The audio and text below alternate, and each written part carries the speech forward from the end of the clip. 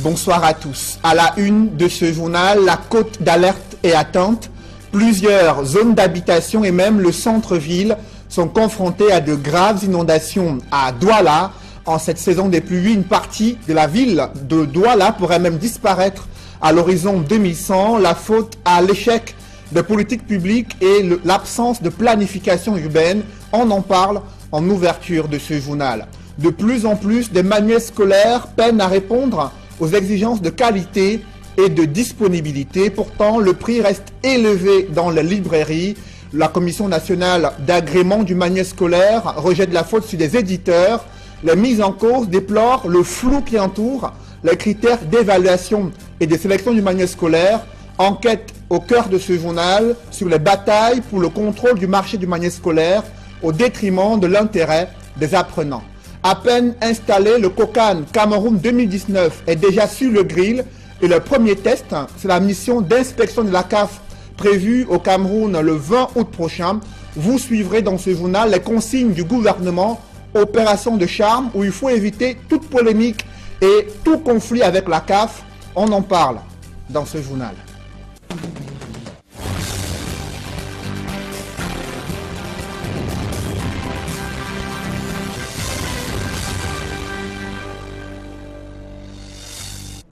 Merci de suivre cette édition complète de l'information sur Equinox Télévision. Elles sont nombreuses, des familles qui côtoient le danger au quotidien. De graves inondations menacent d'emporter leurs habitations dans les zones sensibles à Douala. Dans la nuit pluvieuse de mercredi à ce jeudi, elles ont perdu le sommeil. Ces familles ont dû pouvoir sauver leurs meubles et éviter que leurs enfants ne soient emportés par cette montée des eaux infiltrées dans leur domicile. Un quotidien difficile en raison des menaces liées aux inondations. François Dikoumet et Gladys Sidier.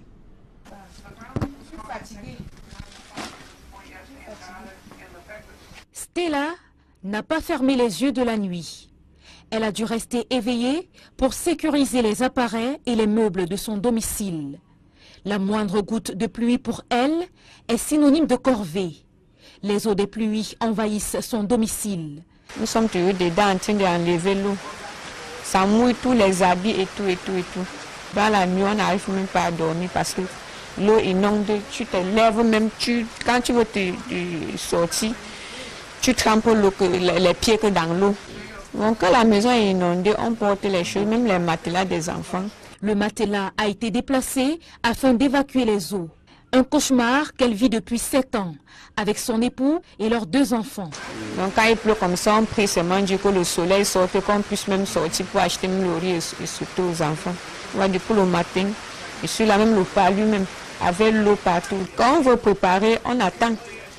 On attend. Si c'est qu'il n'y a pas le prêteur dans le réchaud, bien peut-être il n'y a pas le gaz, on va attendre jusqu'à la pluie cesse. Et si la pluie ne cesse pas, on risque de tremper mais seulement le tapis. Stella n'est pourtant pas la seule dans cette situation. Plusieurs autres familles sont aussi prisonnières des eaux. En cette saison pluvieuse, leur mode de vie a complètement basculé. Je suis ici depuis 2006. C'est moi qui avais remblé tout ça. C'était même la carrière de sable. Mais on portait la terre pour venir rembler dans ces trous-là. Après, j'ai fait l'implantation. Toujours chaque année, quand il y a l'eau, quand il y a les fortes pluies, ça nous dérange. Toujours et toujours, ça nous dérange chaque fois. Tout est inondé. Là, quand on est déjà habitué, on va faire comment? Quand c'est le chez toi, tu ne peux pas fuir. Avec les chaises, bon, on les superpose. Après, maintenant, quand l'eau part, on nettoie encore le sol et puis on remet sur place. Passé l'étape du rangement dans les domiciles, il est pratiquement impossible d'aller et venir d'un bout à l'autre du quartier. Les eaux ont envahi les routes, les caniveaux ne sont plus visibles. On va sortir, entrer dans l'eau pour nager. On nage seulement et on ferme seulement les enfants dedans parce que s'ils sortent là, ils vont se noyer. Face à ce calvaire, les enfants, conscients de la situation, s'attellent à creuser du sable pour rembler les devantures de leur maison. J'en ai fait ça parce que dans notre maison, il y a souvent l'eau qui chante quand il pleut. Et alors là, quand il y a l'eau dedans, c'est gênant. Je porte le sable pour rembler la maison. La situation se dégrade d'année en année dans la ville de Douala. Les populations qui se sont installées dans les zones marécageuses, au nez et à la barbe des autorités, sont aujourd'hui prisonnières des eaux. En cette saison des pluies, l'heure est grave. La récurrence des inondations dans la ville de Douala révèle au grand jour l'échec des politiques publiques, l'inefficacité de la planification urbaine et l'absence de prise en compte de la préservation de l'environnement. Explication dans ce reportage signé Sylvestre Hippolyte Zangaou. Régulièrement en proie aux inondations, la ville de Douala, en plus d'être prédisposée à ce facteur naturel, du fait de sa situation géographique, voit également plusieurs de ses quartiers envahis par les eaux, à cause de l'insuffisance et de l'obstruction des canalisations de celles-ci, indiquent des environnementalistes. Douala, qui est une zone littorale, est vulnérable évidemment aux phénomènes météorologiques extrêmes comme les inondations. Et maintenant, pourquoi elle est envahie d'eau? Tout simplement parce que son passage est obstrué. Et qu'est-ce qui peut obstruer le passage de l'eau? Vous avez plusieurs facteurs. Ça peut être les constructions anarchiques, ça peut être des drains ou caniveaux qui sont ensablés, envasés et envahis par les déchets, les ordures ménagères. Donc voilà autant de facteurs qui peuvent aujourd'hui être à l'origine des inondations. Sans oublier l'élément multiplicateur, le changement climatique, qui entraîne les facteurs météorologiques extrêmes, telles que les fortes pluviométries, telles que les rivières en crue. Les experts des questions liées à la préservation de l'environnement affirment aussi que l'échec des politiques publiques dans le domaine aggrave la situation. Il revient à ceux qui ont la charge de gérer la ville de se préparer. Le premier facteur lorsqu'on est dans ce genre de situation, c'est les populations, c'est-à-dire c'est la croissance démographique. Toute politique qui n'intègre pas la vision sur le taux d'accroissement, sur les enjeux climatiques, écologiques, sur les enjeux économiques, on parle ici de ville durable, c'est des politiques urbanistiques qui sont vouées à l'échec. Regardez la ville de Douala qui s'étale sur PK21, PK24. Regardez comment les ordures ménagères sont gérées. La ville de Douala, selon l'ONU Habitat, une agglomération de 150 000 habitants correspond à une station d'épuration des eaux usées. Mais à Douala, on n'en a pas. Aujourd'hui, avec 4 millions d'habitants, on devrait avoir au moins 27 stations d'épuration d'eau usée. On n'en a pas. Vous comprenez que c'est très très grave. Moi, je pense que Douala, il faut le dire, est une bombe écologique. Signalons que les travaux de canalisation des eaux entamés par la communauté urbaine de Douala pour résorber le problème des inondations dans certains quartiers de la ville sont en arrêt depuis des mois. Autre difficulté des Camerounais, c'est l'établissement d'une carte nationale d'identité dans les commissariats situés dans la ville de Douala. La procédure est complexe selon des usagers. Ils doivent passer des journées entières en station debout sans espoir de pouvoir obtenir un récépissé, un calvaire qu'il raconte dans ce reportage de Julingue Nyondé. Massés devant les locaux du poste d'identification du commissariat du 2e arrondissement à Douala, les usagers n'ont qu'un seul souhait, se faire établir une carte nationale d'identité. Et même la forte pluie qui s'abat depuis ces derniers jours dans la capitale économique ne les décourage pas. C'est que le processus d'établissement de la fameuse pièce d'identification est un véritable calvaire pour les usagers. Ces derniers doivent sortir très tôt de chez eux et venir attendre debout ou assis sur une chaise de fortune durant de longues heures. Depuis la semaine passée, jeudi, je viens me renvoyer vendredi. Vendredi, on dit qu'on récupère seulement 15 dossiers et puis pour le rapport, les autres vont venir que lundi après long week-end. Et depuis jeudi hier, mercredi qu'on a repris le travail sur là, je n'ai pas reçu jusqu'à présent. Depuis 5 heures, la mouve à 11 heures, sans suite. Nous sommes dans la galère depuis. Il pleut depuis le matin, nous sommes sur la pluie. Tous les jours, on voit mon dossier. Les jours, j'arrive même un peu tôt. Parfois, on dit même qu'on ne prend pas. Vous arrivez, on dépose même. Il y a un monsieur qui vient porter tout le dossier, vous remet. Non, on ne peut pas vous recevoir, ceci, cela. Hier, je me suis décidé de dormir à Newbel ou revenir aussi le matin. J'arrive ici là ce matin à 4h, je me retrouve au 8e. Il y avait les autres ici là depuis 3h30, ils sont postés là. Ça fait un an, pratiquement un an aujourd'hui, j'essaie de faire la carte d'identité. J'ai fait l'ancienne carte, c'est sorti, puis on me dit c'est plus valable. Je ne sais pas. Et aujourd'hui, ça fait déjà pratiquement 2 mois, je sors pour la carte d'identité. Je ne sais pas, j'ai même plus d'argent. Je ne sais pas comment je vais m'y prendre avec les taxis, mototaxis et tout et tout. Dans la plupart des établissements de la carte nationale d'identité sont perceptibles affirment les usagers. Et au deuxième, c'est pas différent, c'est la même chose partout. Partout, comme au 6e, comme au 3e, partout, au 8e, même c'est grave. C'est grave, il n'y a même pas de matériel, on dit qu'il n'y a pas de matériel pour travailler. L'attente se fait dans des conditions difficiles, aux grandes dames des populations. Face à cette situation, elles disent ne plus savoir à quel sens se vouer. Il faut qu'on voie la situation de ce problème parce que quitter chez nous à 3 heures la nuit et venir pour prendre le rang de carte d'identité, tous les risques et périls. Et je même que si tu marches sans carte, on va d'abord t'arrêter. La race va te prendre. Tu veux voyager sans carte, ce sont les problèmes. Quelques demandeurs soutiennent que les tracasseries rencontrées pour l'établissement de la carte nationale d'identité sont aussi liées au nombre de pièces désormais exigibles pour la constitution du dossier. L'usager doit en effet fournir au moins 7 pièces officielles pour espérer rentrer en possession de sa carte. Toute tentative d'avoir une réaction des responsables du commissariat du 2e arrondissement a été vaine. Ceux-ci n'ont pas souhaité s'exprimer sans autorisation préalable de leur hiérarchie. Une question qui taraude l'esprit des parents d'élèves à l'approche de la rentrée scolaire. Pourquoi certains manuels scolaires sont souvent de mauvaise qualité, indisponibles et vendus à un prix élevé pour la bourse des Camerounais? Le Conseil national du manuel scolaire dénonce la légèreté et l'amateurisme avec lesquels travaillent certains éditeurs. Les mises en cause rejettent la faute sur le dit conseil qui favorise les moins aguerris et entretient le flou sur les critères d'évaluation et de sélection du manuel scolaire.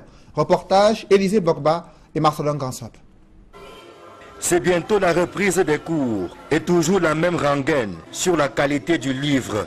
Ces dernières années, celle-ci a été régulièrement l'objet de vives critiques. Avec au banc des accusés, le Conseil national des manuels scolaires. Il faut que chaque maison d'éditeur puisse avoir un collège des lecteurs, de manière à ce que les différentes impropriétés stylistiques du vocabulaire soient expurgées avant que ces projets éditoriaux n'atterrissent sur la table du Conseil des manuels scolaires. Le Conseil se réunit et travaille pendant un mois.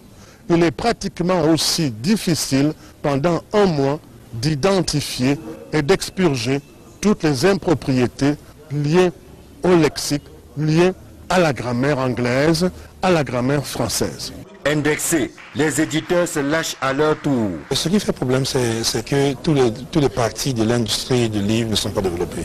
Même si l'éditeur est un expert et que l'industrie de l'imprimerie n'est pas de la technologie moderne, par exemple, il ne peut pas donner la qualité si on imprime localement. Donc vous allez voir que l'éditeur qui édite au Cameroun et qui imprime au Cameroun ne peut pas avoir la chance de faire vraiment de la qualité. Autrement, on peut éditer ici, imprimer sur le plan international et on aura la qualité et on peut être beaucoup plus compétitif, aussi rendre le livre plus disponible parce qu'on peut faire un grand tirage en très peu de temps. Alors que les librairies commencent à grouiller de monde, les éditeurs rassurent quant à la disponibilité du manuel scolaire, non sans émettre quelques réserves. Et si la liste sort tardivement du ministère, ça fera problème. Il y a aussi que même quand la liste sort aussi à temps, il y a aussi la chaîne de la librairie qui n'est pas aussi professionnalisée. On finit chaque fois une année, peut-être que le libraire doit de l'argent à l'éditeur, il ne peut pas s'approvisionner à l'année qui suit, et puis le livre ne sera pas disponible dans ce coin où est présent ce libraire en question. Vous voyez. Donc, mais les gens ne connaissent pas cela, et quand on va donc vers ce libraire et il dit que le livre n'est pas disponible, ce serait comme si le livre n'est pas disponible. Oh, c'est parce que lui n'a pas pu se provisionner, parce qu'il n'a pas les moyens. Le coût du livre demeure un autre gros caillou dans la chaussure du gouvernement. Dans une sortie médiatique, le ministre du Commerce annonce que les prix ne connaîtront aucune hausse cette année. Des équipes de contrôle seront déployées sur le terrain afin de traquer les libraires véreux qui s'écarteraient des prix homologués.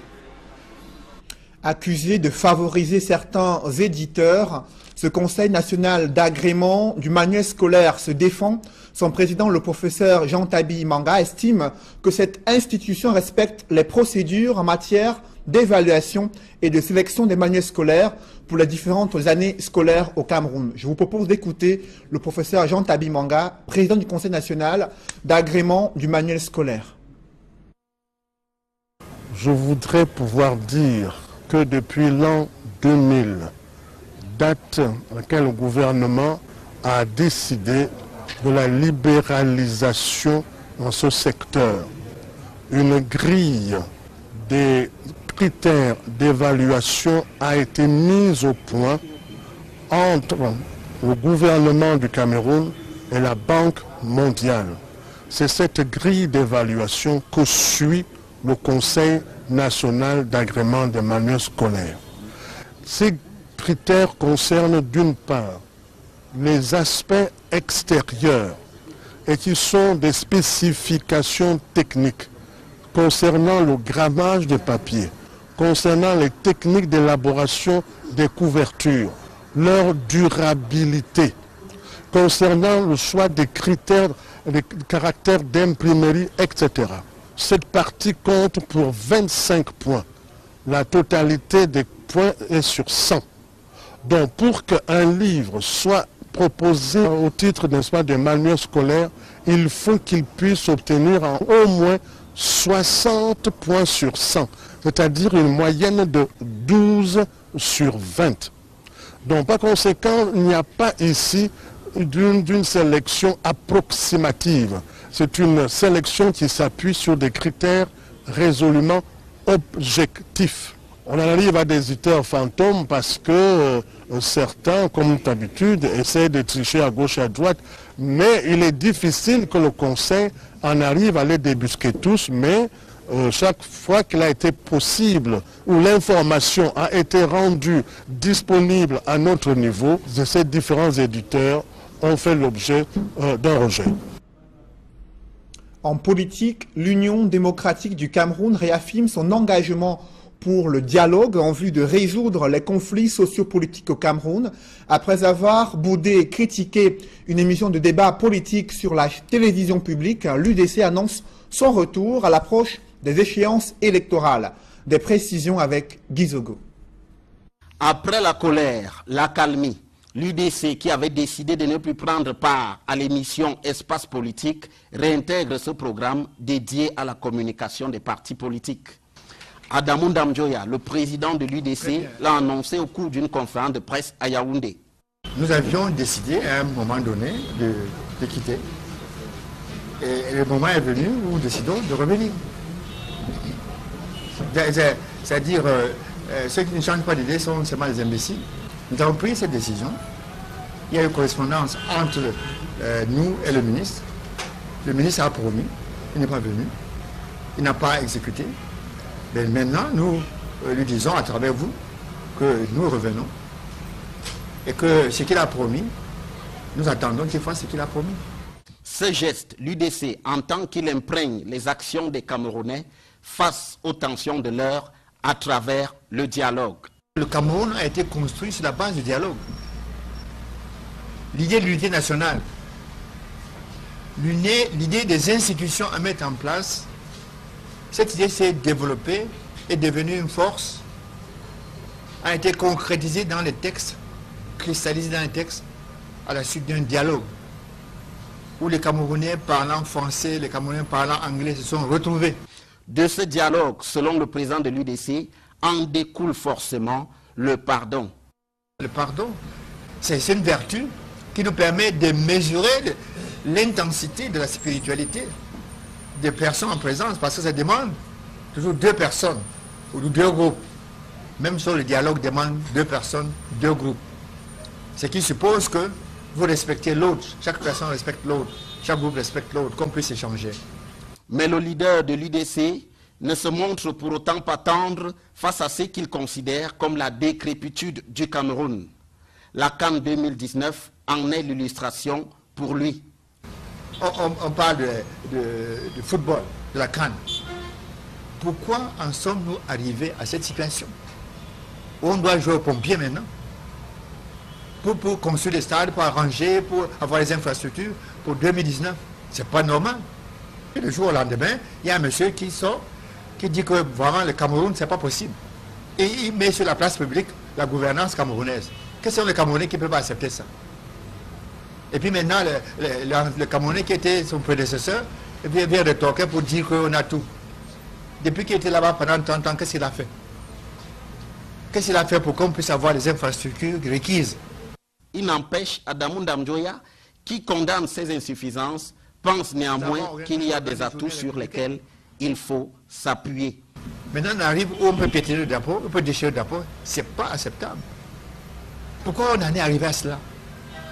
Pourquoi nous sommes arrivés à cette situation?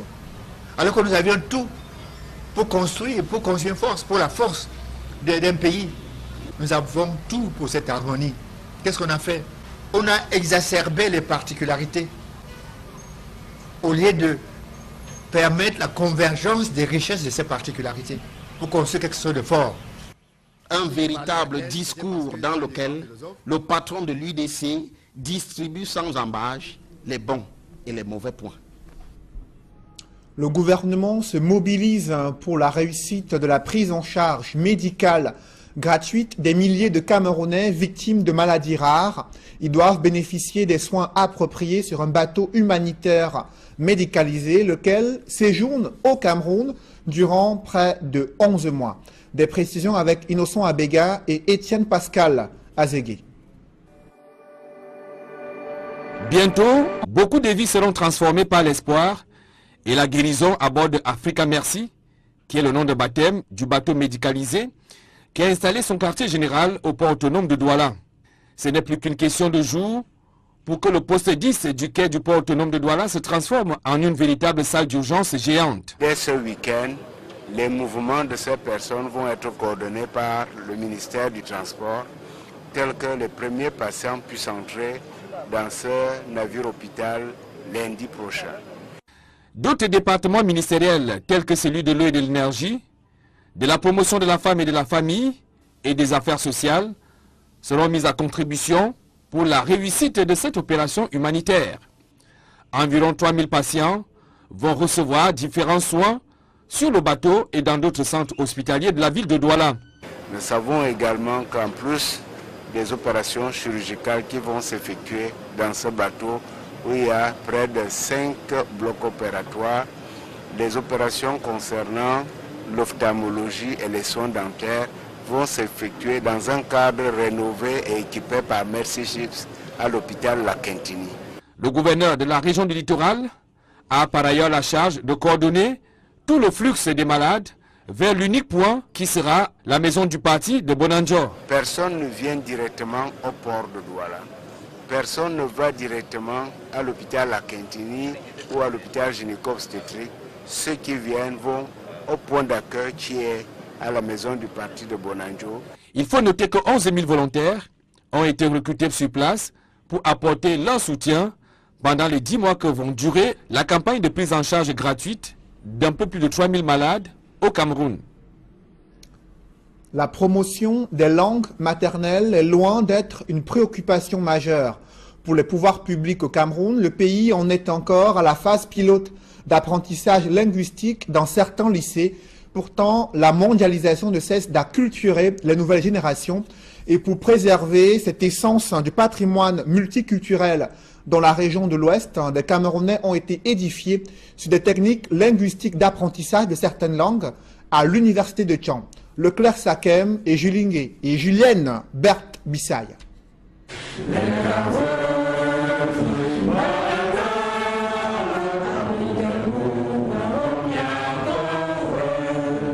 Au Cameroun, berceau de nos ancêtres, repris en chœur en langue yemba à l'université de Tchang. Ici, ce sont de nouveaux ambassadeurs de langue maternelle. Ils ont été édifiés durant 1 mois sur les techniques linguistiques d'apprentissage de certaines langues vernaculaires parlées dans la région de l'Ouest. L'une des choses qui était marquante ici, à savoir la pratique informatique.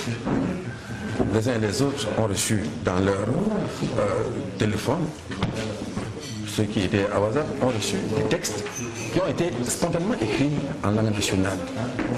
Et cela, vous comprenez que c'est l'une des choses qu'on peut saluer comme acquis de ce stage. Cette formation des enseignants de langue maternelle intervient dans un contexte où très peu de jeunes Camerounais maîtrisent leur culture. Victimes de la mondialisation, ils ignorent l'intérêt de s'exprimer couramment en langue maternelle. Aujourd'hui, à travers le séminaire, les langues africaines peuvent bien et bien transmettre leurs connaissances. l'expérience a prouvé qu'un enfant qui a appris dans sa langue maternelle est mieux que celui qui apprend en langue étrangère. Cependant, les pouvoirs publics investissent très peu dans la valorisation des langues maternelles. Pourtant, c'est l'essence même de l'identité d'une nation et un important facteur d'intégration nationale. Il est important aujourd'hui de donner plus de visibilité à nos langues et à nos cultures nationales. Si vous ne les parlez pas, elles meurent. Oui, donc il faut les préserver, il faut les utiliser pour les recherches.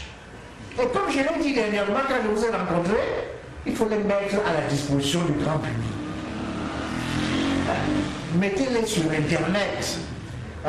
Rassemblez tous les contes, toutes les devinettes, tout ce que vous avez comme richesse ancestrale et mettez-les sur le net, dans nos langues, avec les glosses et les traductions littéraires.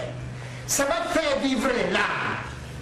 Si le Cameroun est à la traîne, certains pays africains ont fait de leur langue maternelle des langues officielles.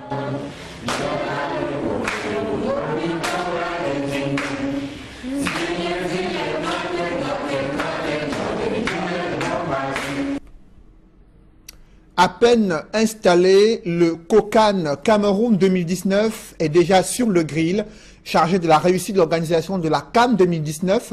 Leur premier test, c'est de défendre le niveau de préparation du Cameroun lors de la mission d'inspection de la CAF prévue le 20 août prochain. Et les consignes du gouvernement sont claires, éviter toute polémique et tout conflit avec la Confédération africaine de football. Joël Essengé et Ike Cyril.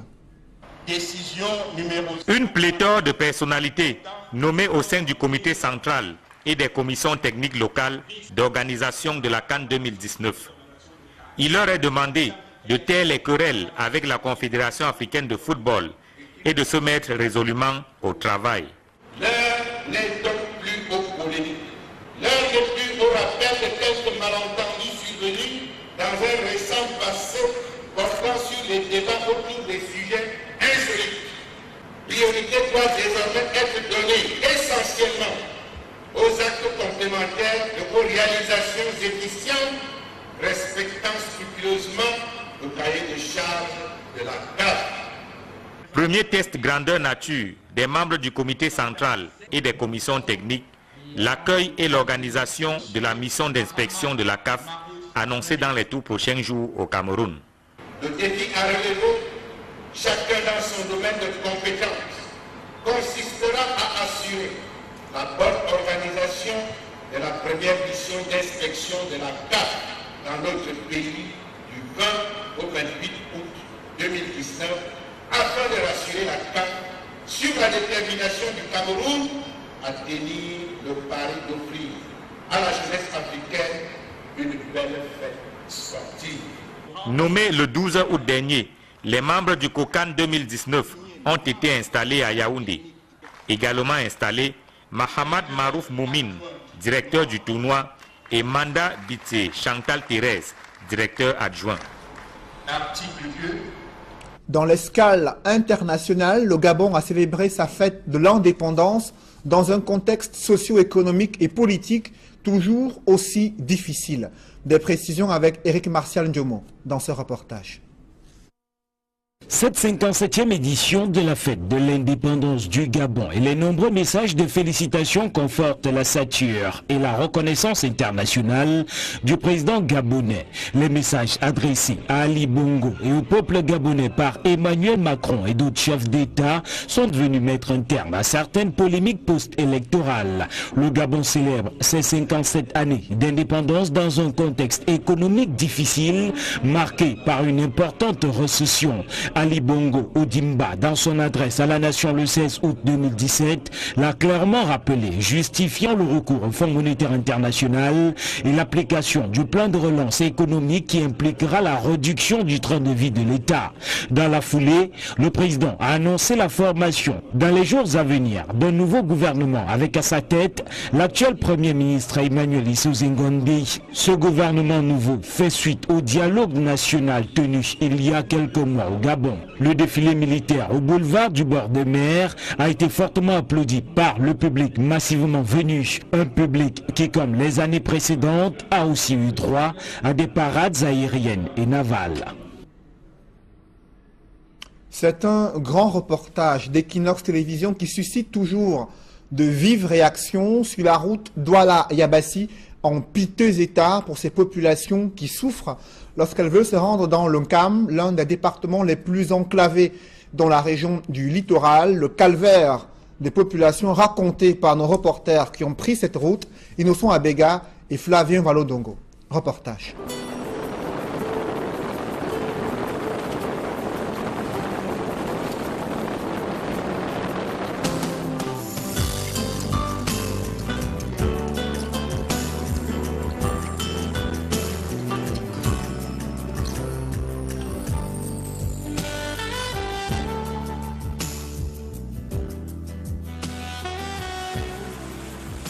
Sur la route Douala-Yabassi, l'usager qui emprunte le tronçon a trois possibilités. En moto, en voiture ou à pied. Distant de 90 km. Ceux qui la fréquentent subissent la première étape un peu moins douloureuse jusqu'au carrefour Bonepopa, distant de 39 km.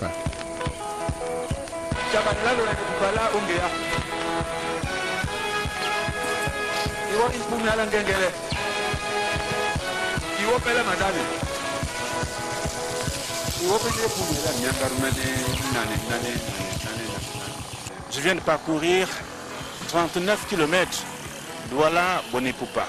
Et là où nous nous trouvons en ce moment, c'est le carrefour Bonepopa. Il nous reste encore une cinquantaine de kilomètres pour atteindre Yabassi. L'on apprend que le pire, c'est plutôt à venir, parce que partir de Bonepopa pour Yabassi, c'est un vrai calvaire, comme disent les usagers ici. Nous allons parcourir encore cette étape à pied, peut-être aussi de temps en temps en voiture. Il faut reprendre le cours du voyage.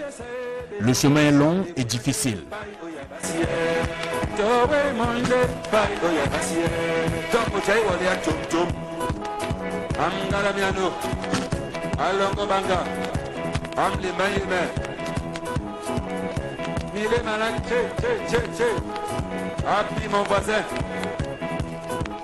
D'ailleurs, ce gros porteur vient de passer plusieurs jours embourbé à cet endroit et abandonné à lui-même. Le convoyeur dit être dépassé par cet événement.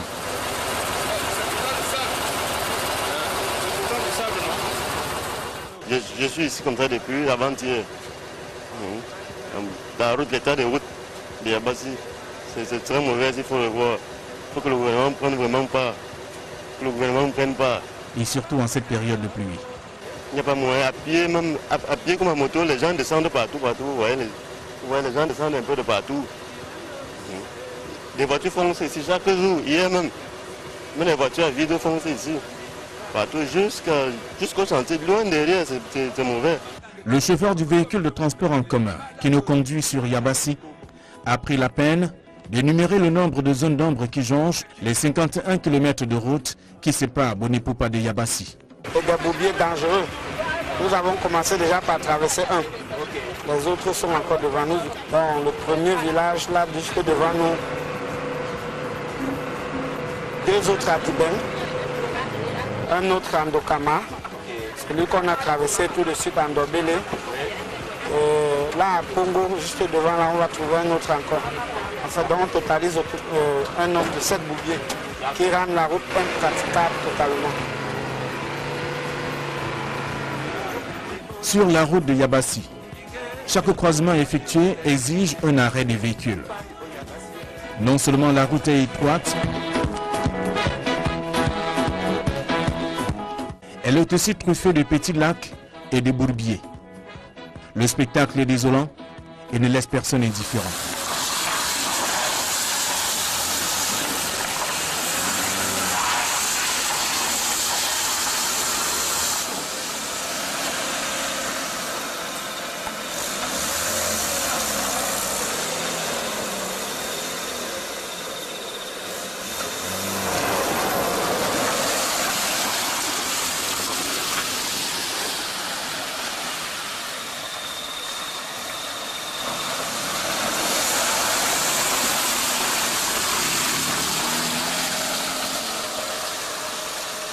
Nous sommes dans une période de crise. Régulièrement, toutes les saisons de pluie, nous avons les routes, nous ne passons pas.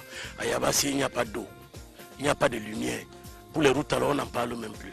Toutes les saisons de pluie, c'est la même chose. Vous-même, vous voyez comment nous souffrons. Comme je vais là, chaque voyage, je dois aller au garage. Quand on finit de boxer ces voitures, ici même, ce n'est rien, vous allez trouver ce qui est encore plus pire devant.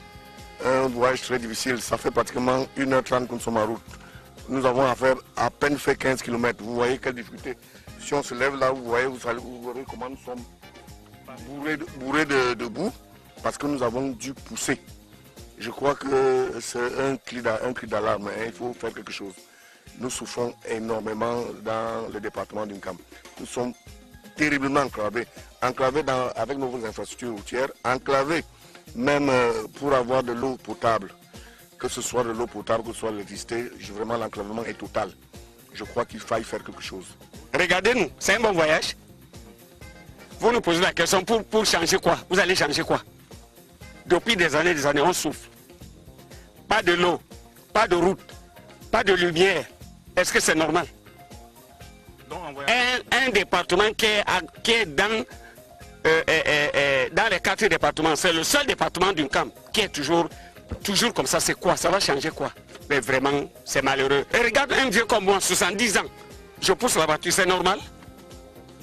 Mais vraiment, je ne sais pas. Oui, le Cameroun, c'est comme ça.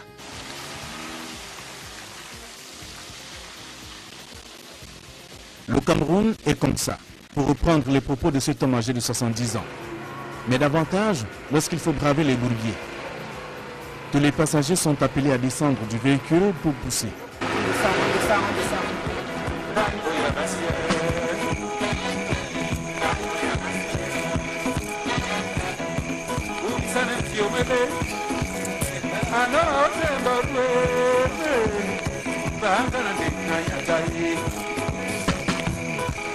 Et c'est comme ça que nous voyageons sur la route de Yabassi. Il faut descendre du véhicule et le pousser. Donc tous les passagers sont descendus, on pousse le véhicule et on avance. C'est comme ça tout le long du voyage. Allez, on va pousser le véhicule.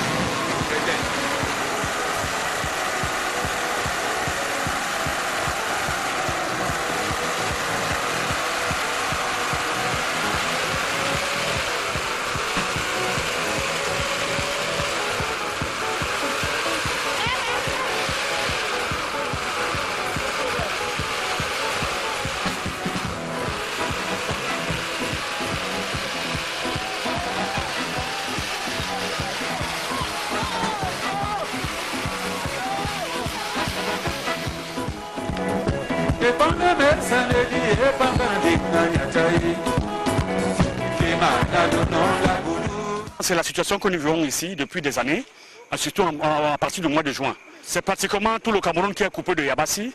Les cultivatrices, les cultivateurs, les denrées pourrissent ici à Yabassi, faute de moyens de transport. Nous arrivons à Douala pratiquement comme des cochons, comme des porcs, après 6 heures en Douala à 80 km.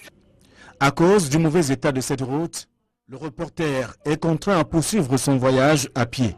Nous sommes sur l'axe Boné-Popa-Yabassi et vous l'avez constaté, vous l'avez même entendu que c'est dur, très dur d'ailleurs. Je continue ma marche pour aller à Yabassi, partant notamment de Douala et comme vous le savez, empruntant de temps en temps le véhicule et en marchant parce que la situation est catastrophique. La route est en très mauvais état, mais nous continuons toujours à marcher. On marche.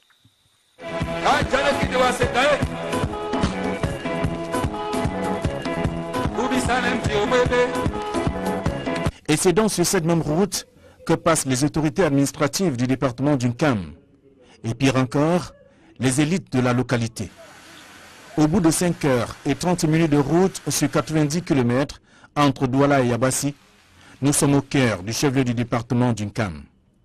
Le maire du village, que dis-je, de Yabassi, pense que la souffrance de ces populations émane de l'échec de l'élite politique. Et quand vous partez, vous faites le tour du camp, vous vous rendez que tous les villages à côté sont bitumés, entretenus, alors que Yabassi, chef du département, ne jouit pas de cet état des lieux. Il y a quelque chose qui s'est passé. On a oublié Yabassi pendant un temps. C'est lié à une politique des élites qui pensent que la pauvreté est le meilleur moyen de fidéliser les populations. Ça coûte moins cher de soumettre et de compromettre un peuple qui a faim et qui est indigent. C'est une volonté de Machiavel, ça c'est une réalité. Tous ceux qui ont représenté Yabassi, c'était essentiellement des carriéristes qui pensaient à eux et pas à leur village. Vous ne pouvez pas imaginer une ville comme Yabassi avec toute la crème intellectuelle qu'elle bénéficie et les positions de pouvoir que nous avons eues en 35 ans de confiance du chef de l'État, que Yabassi ait cette image. Voilà à quoi ressemble le chemin qui part de Douala pour Yabassi dans le département d'Unkam. Et là-bas, il se dit que tout fonctionne sous le régime de la pauvreté. Mesdames, Messieurs, c'est la fin de ce journal. Merci de l'avoir suivi. Restez sur Equinox Télévision pour suivre juste après le 20h Regard Social, émission présentée par Éric Fernand Kouamon. Bonne soirée sur Equinox Télévision.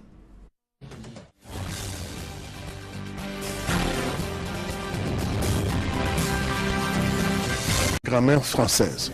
Indexés, les éditeurs se lâchent à leur tour. Ce qui fait problème, c'est que tous les parties de l'industrie du livre ne sont pas développées. Même si l'éditeur est un expert et que l'industrie de l'imprimerie n'est pas de la technologie moderne, par exemple, il ne peut pas donner la qualité si on imprime localement. Donc vous allez voir que l'éditeur qui édite au Cameroun et qui imprime au Cameroun ne peut pas avoir la chance de faire vraiment de la qualité. Autrement, on peut éditer ici, imprimer sur le plan international et on aura la qualité et on peut être beaucoup plus compétitif, aussi rendre le livre plus disponible parce qu'on peut faire un grand tirage en très peu de temps. Alors que les librairies commencent à grouiller de monde, les éditeurs rassurent quant à la disponibilité du manuel scolaire, non sans émettre quelques réserves. Et si la liste sort tardivement du ministère, ça fera problème. Il y a aussi que même quand la liste sort aussi à temps, il y a aussi la chaîne de la librairie qui n'est pas aussi professionnalisée. On finit chaque fois une année, peut-être que le libraire doit de l'argent à l'éditeur, il ne peut pas s'approvisionner à l'année qui suit, et puis le livre ne sera pas disponible dans ce coin où est présent ce libraire en question. Vous voyez. Donc, mais les gens ne connaissent pas cela, et quand on va dans le libraire et il dit que le livre n'est pas disponible, ça serait comme si le livre n'est pas disponible. Oh, c'est parce que lui n'a pas pu se provisionner, parce qu'il n'a pas les moyens. Le coût du livre demeure un autre gros caillou dans la chaussure du gouvernement. Dans une sortie médiatique, le ministre du Commerce annonce que les prix ne connaîtront aucune hausse cette année. Des équipes de contrôle seront déployées sur le terrain afin de traquer les libraires véreux qui s'écarteraient des prix homologués. Accusé de favoriser certains éditeurs, ce Conseil national d'agrément du manuel scolaire se défend. Son président, le professeur Jean Tabi Manga, estime que cette institution respecte les procédures en matière d'évaluation et de sélection des manuels scolaires pour les différentes années scolaires au Cameroun. Je vous propose d'écouter le professeur Jean Tabi Manga, président du Conseil national d'agrément du manuel scolaire.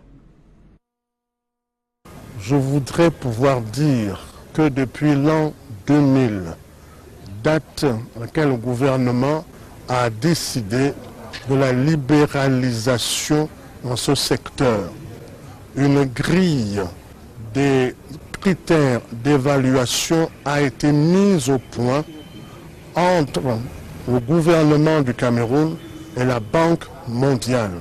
C'est cette grille d'évaluation que suit le Conseil national d'agrément des manuels scolaires. Ces critères concernent d'une part les aspects extérieurs et qui sont des spécifications techniques concernant le grammage des papiers, concernant les techniques d'élaboration des couvertures, leur durabilité, concernant le choix des critères, des caractères d'imprimerie, etc. Cette partie compte pour 25 points.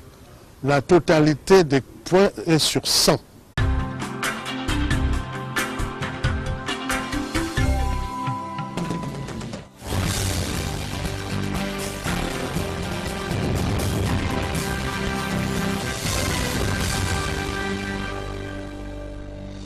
Bonsoir à tous. À la une de ce journal, la cote d'alerte est atteinte.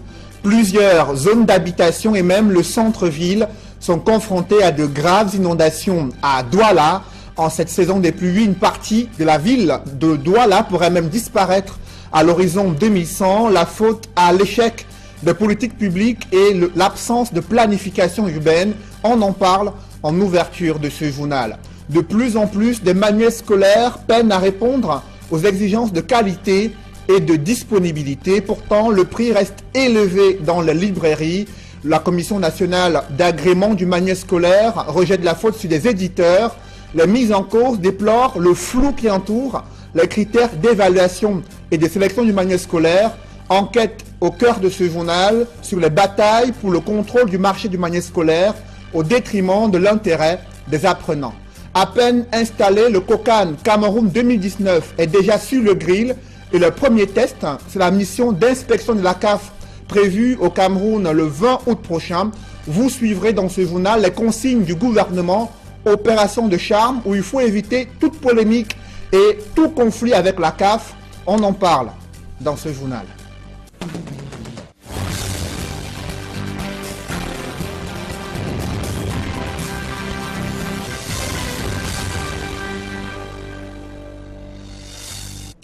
Merci de suivre cette édition complète de l'information sur Equinox Télévision. Elles sont nombreuses, des familles qui côtoient le danger au quotidien. De graves inondations menacent d'emporter leurs habitations dans les zones sensibles à Douala. Dans la nuit pluvieuse de mercredi à ce jeudi, elles ont perdu le sommeil. Ces familles ont dû pouvoir sauver leurs meubles et éviter que leurs enfants ne soient emportés par cette montée des eaux infiltrées dans leur domicile. Un quotidien difficile en raison des menaces liées aux inondations. François Dikoumet et Gladys Sidier.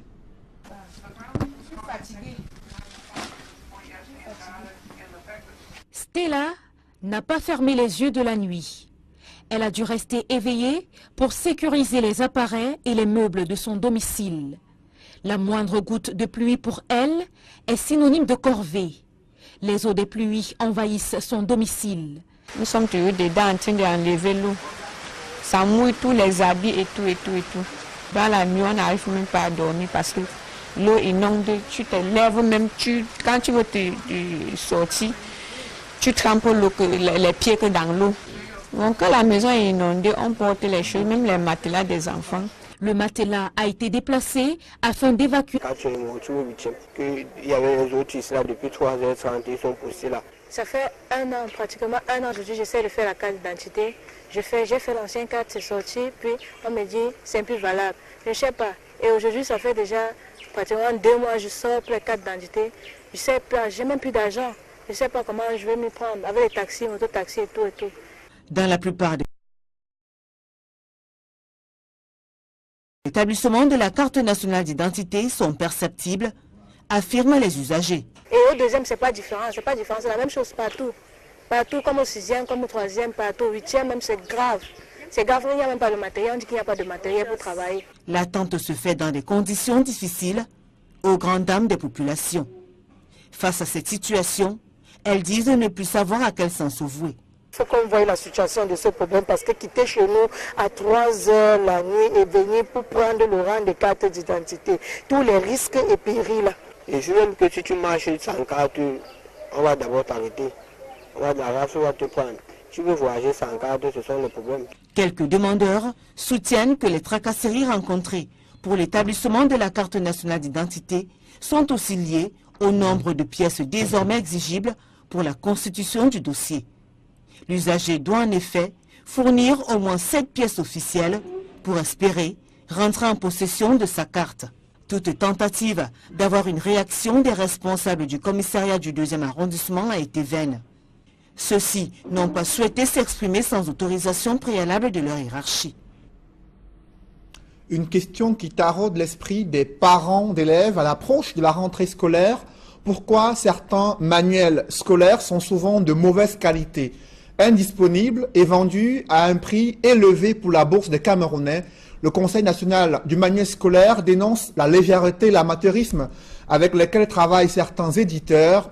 Les mises en cause rejettent la faute sur le dit conseil qui favorise les moins aguerris et entretient le flou sur les critères d'évaluation et de sélection du manuel scolaire. Reportage Élisée Bogba et Marcelin Gansop. C'est bientôt la reprise des cours et toujours la même rengaine sur la qualité du livre. Ces dernières années, celle-ci a été régulièrement l'objet de vives critiques, avec au banc des accusés le Conseil national des manuels scolaires. Il faut que chaque maison d'éditeur puisse avoir un collège des lecteurs, de manière à ce que les différentes impropriétés stylistiques du vocabulaire soient expurgées avant que ces projets éditoriaux n'atterrissent sur la table du Conseil des manuels scolaires. Le Conseil se réunit et travaille pendant un mois. Il est pratiquement aussi difficile pendant un mois d'identifier et d'expurger toutes les impropriétés liées au lexique, liées à la grammaire anglaise, à la... Les eaux. Un cauchemar qu'elle vit depuis 7 ans, avec son époux et leurs 2 enfants. Donc quand il pleut comme ça, on prie seulement Dieu que le soleil sorte, qu'on puisse même sortir pour acheter le riz et surtout aux enfants. Ouais, depuis le matin, je suis là même le palu même, avec l'eau partout. Quand on veut préparer, on attend. On attend. Si c'est qu'il n'y a pas le préteur dans le réchaud, bien peut-être il n'y a pas le gaz, on va attendre jusqu'à la pluie cesse. Et si la pluie ne cesse pas, on risque de tremper mais seulement le tapis. Stella n'est pourtant pas la seule dans cette situation. Plusieurs autres familles sont aussi prisonnières des eaux. En cette saison pluvieuse, leur mode de vie a complètement basculé. Je suis ici depuis 2006. C'est moi qui avais remblé tout ça. C'était même la carrière de sable. Mais on portait la terre pour venir rembler dans ces trous-là. Après, j'ai fait l'implantation. Toujours chaque année, quand il y a l'eau, quand il y a les fortes pluies, ça nous dérange. Toujours et toujours, ça nous dérange. Tout est inondé. Là, quand on est déjà habitué, on va faire comment? Quand c'est le chez toi, tu ne peux pas fuir. Avec les chaises, bon, on les superpose.